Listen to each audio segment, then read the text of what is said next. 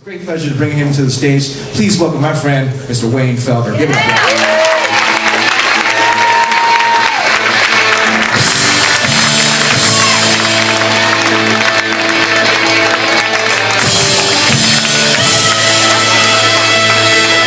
What up, everyone? How you doing tonight? I gotta tell you, I almost didn't make the show. I've spent the last 48 hours in prison. It's not really that funny, but I'll tell you what happened. I was at Walgreens and I had a little bit of a cold, and I went to go buy some Sudafed. And the pharmacist, did you guys know they take your driver's license when you buy Sudafed now? Yeah, I was like, why are you taking my driver's license? I'm just buying Sudafed because I got a little hay fever.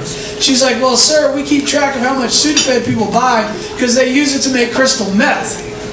And I was like, all right, well then while you're back there getting me the Sudafed, could you grab me the recipe for crystal meth?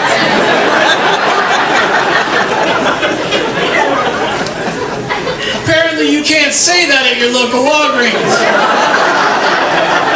So yeah, a taser and some handcuffs later, I was awarded the state for about 48 hours. I'm just glad to be here tonight. I just turned 46 and a half. I like to throw that half in there because I'm super mature. And last week I had to go get my physical. You know, as you get older, you got to go to the doctor a lot more often. So I went in. I used to be 514 pounds. I went for my physical last week. I'm down to 270. That's literally like this front table that I lost. We're like a boy band and Taylor Swift. But it was cool because I went in and my doctor's like, Wayne, you've lost so much weight, you've gone from morbidly obese to just obese. I'm like, holy crap, I'll be fat in no time. I was like thinking, like, the next time, I promise you guys, if you come to the Improv again, I'll be chubby by the next time you see me.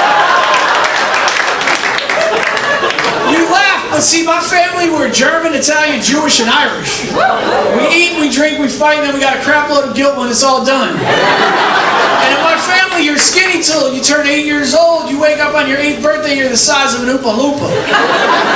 No explanation, you're just like, poof. It was like, hey, did we just add water to Wayne? He's like 312 pounds. Yesterday he was like 70. But back then, see, like I said, I grew up in the 70s and 80s. Back then, they didn't call us fat or chubby. Y'all remember what they called us? Husky. Yeah, and the crappy thing was, the only place that sold Husky clothes was Sears. Yeah, so like you'd be a kid, you'd walk in, you're like, oh, I'm gonna give you some Gymboree, some cool shoes, you know, some pajamas and whatever, and your mom's like, no son, your clothes aren't over there in the kids section, yours are in the back by Tent and Automotive in the Husky section.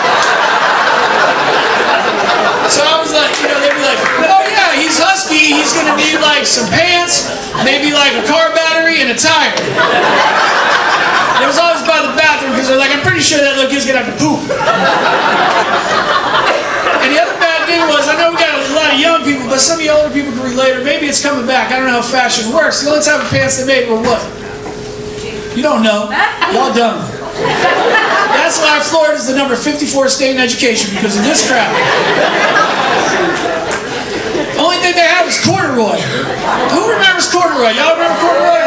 Alright, so it's like a slotted grooved pants that would like, you know, had little edges and stuff. So I'm like 8 years old, I'm on the playground, I'm like 250 pounds. We're playing Red Rover, I got corduroy pants on. I'm always the first one picked because he's the Husky kid, he could break through the line.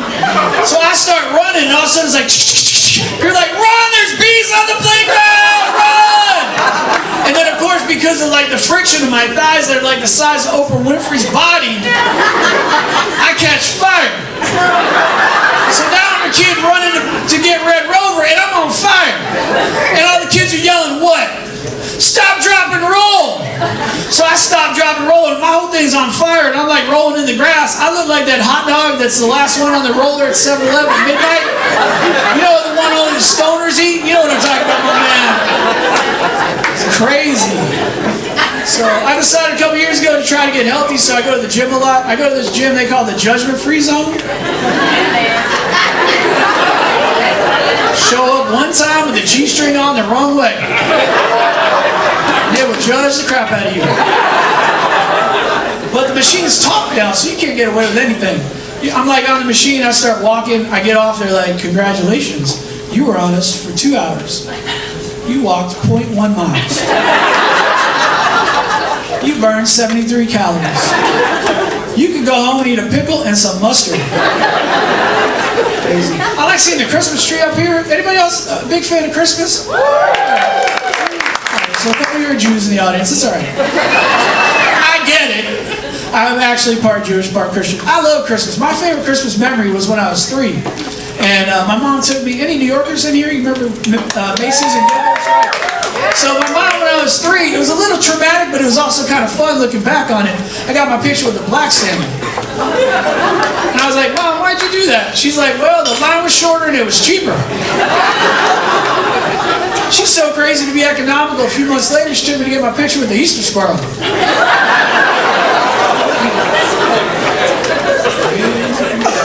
You know what I don't like now? It's fat people. Like, people don't realize they're fat. They're in like fat denial. I was at the bank today. The girl ahead of me had on hot pink pants. She had to be about 600 or 7,000 pounds. And right across her butt, it said juicy.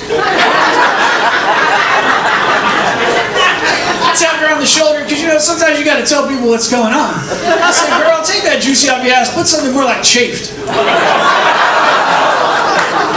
Moist.